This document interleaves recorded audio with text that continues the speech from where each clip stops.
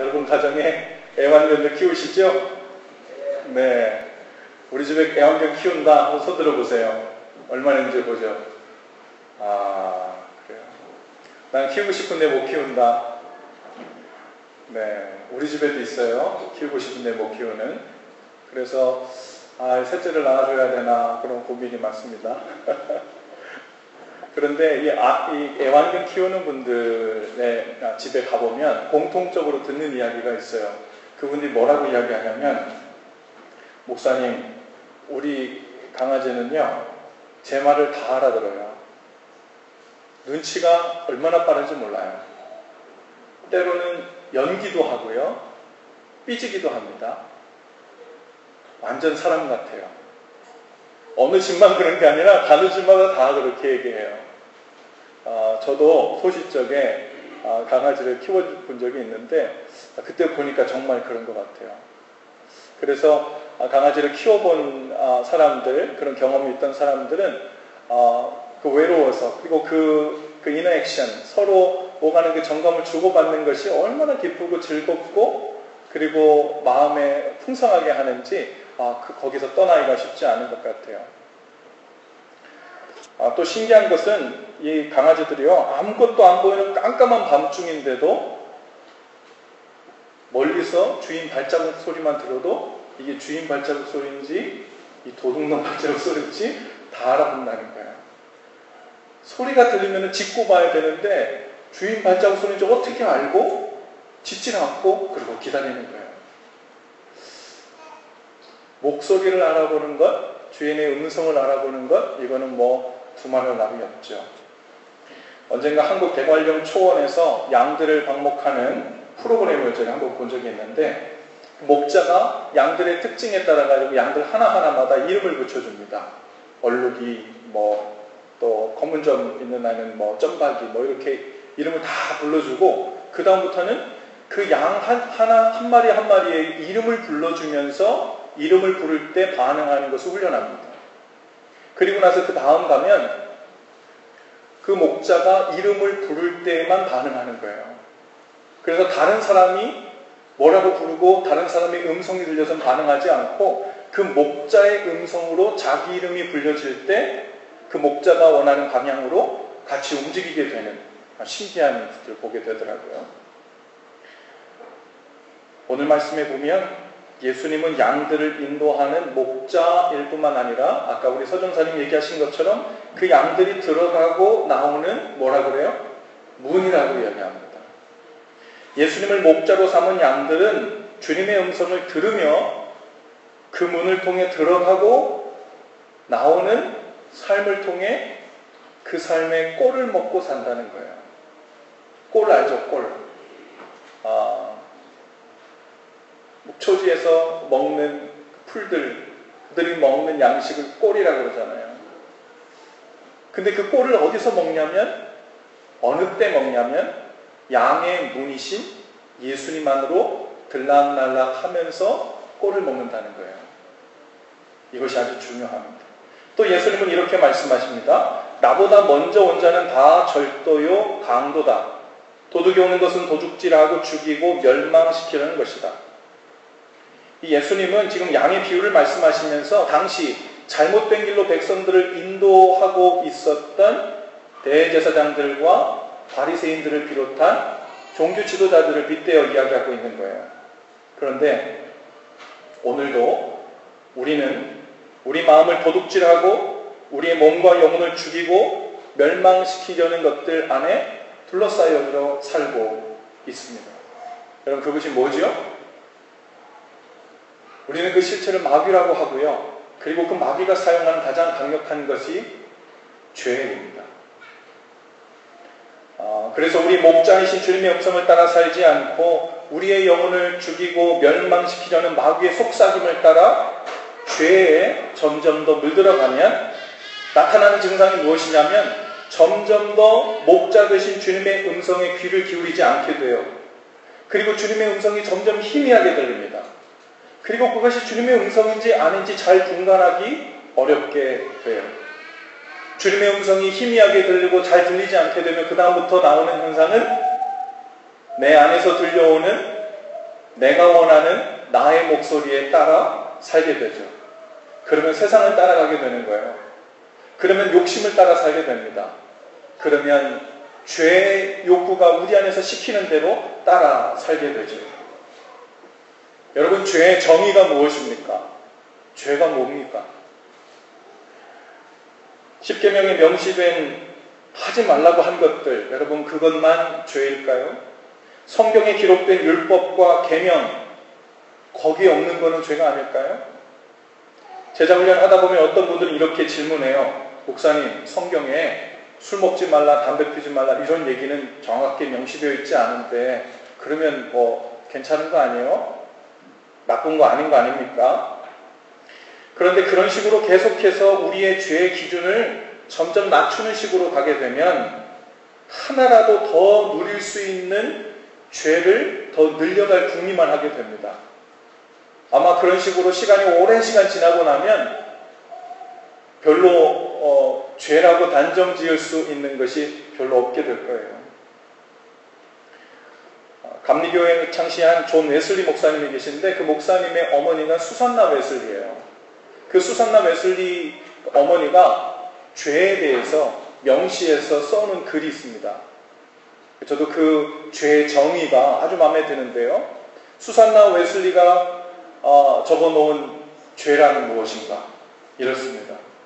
당신이 이성을 약화시키는 것은 무엇이든지, 당신의 양심의 민감함을 둔화시키는 것은 무엇이든지, 하나님께 대한 당신의 영적 감각을 둔하게 만드는 것은 무엇이든지, 영적인 것에 대한 당신의 갈망을 약화시키는 것은 무엇이든지, 그리고 아무리 순수해 보이더라도 그것은 당신에게 죄가 됩니다.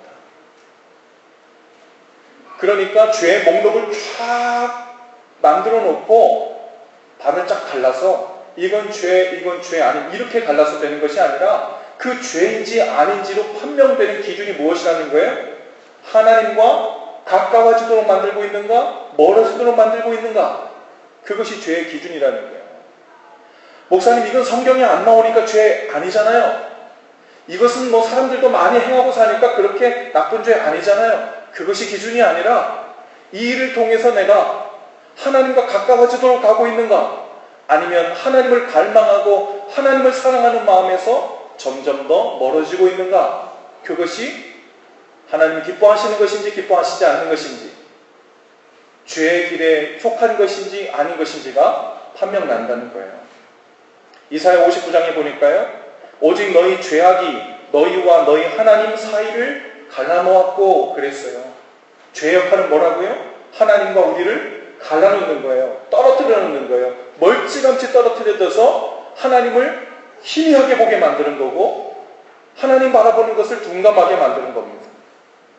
고린도전서 10장 31절에 보면 그래서 이렇게 얘기합니다. 그런즉 너희가 먹든지 마시든지 무엇을 하든지 다 하나님의 영광을 위하여 하라. 이야기를 들으면 언뜻 우리 마음속엔 목사님 그러면 할 수 있는 게 뭐예요? 어떻게 살아요? 살지 말라는 거예요? 이렇게 받아들일 수 있어요. 그러나 아무 일도 하지 말라는 것이 아니라 우리의 생명이신 하나님과 붙어있는 일을 목숨처럼 생명처럼 붙들고 살아야 된다는 말입니다. 그 일을 향해서 정확히 일은 죄라고 명할 수 없잖아요. 그리고서 우리 마음을 자꾸 디태치하게 되면 떨어뜨려 놓기 시작하면 주님 안에서 사는 일이 점점 더 어려워지고 점점 더 모호하게 되어지고 점점 더 희미하게 되어지죠. 주중에 한 자매님 신방을 갔는데요. 제게 이렇게 물어요. 목사님, 저는 그저 행복하고 싶을 뿐인데 왜 이렇게 감당하기 힘든 일이 많이 일어나는 걸까요? 하나님께서 왜 제 삶에 이런 감당하기 힘든 고난을 주시는 걸까요? 행복하고 싶은 것이 나쁜 것은 아니잖아요.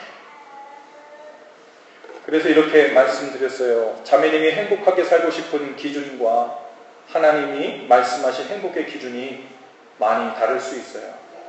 하나님의 자녀가 되어 하나님 안에서 하나님을 위해 사는 즐거움과 행복한 것이 우리 가운데 채워지기 전에 그저 내가 원하는 것을 다 할 수 있고 하고 싶고 누리고 싶은 것을 다 할 수 있는 것을 행복이라고 생각하는 한 그 삶에는 끊임없이 고민이 생겨날 거고 번민이 생겨날 거고 어려움이 생겨날 겁니다. 마음에 문제가 없으려면, 이런 고민이 없으려면 간단해요. 둘 중 하나를 선택하면 됩니다. 하나님을 떠나면 고민 안 해도 돼요.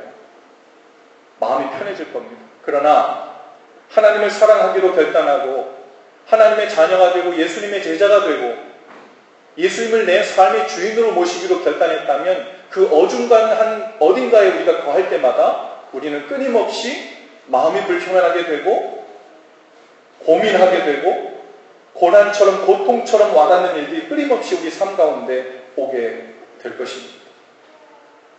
하나님을 사랑하기로 결단했다면 입술로는 하나님을 사랑하고 그 몸과 마음으로는 세상이 말하는 혹은 내가 원하는 행복의 기준을 쫓는다면 이거는 맞지 않는 거예요.